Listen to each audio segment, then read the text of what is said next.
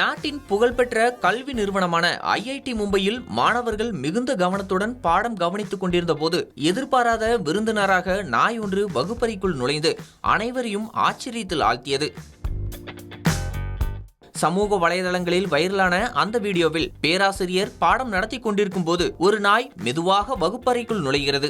நேராக மேடைக்கு சென்ற அந்த நாய் பேராசிரியருக்கு அருகிலேயே தனக்கென ஒரு இடத்தை பிடித்து ஜாலியாக அமர்ந்து கொள்கிறது. இதை பார்த்த மாணவர்கள் ஒரு நிமிடம் அதிர்ச்சி அடைந்தாலும் பின்னர் சிரிப்பை கட்டுப்படுத்த முடியாமல் வீடியோ எடுக்க தொடங்கினர். இந்த வீடியோ எக்ஸ் தளம் மற்றும் இன்ஸ்டாகிராமில் பல்லாயிரக்கணக்கான பார்வைகளை பெற்றுள்ளது.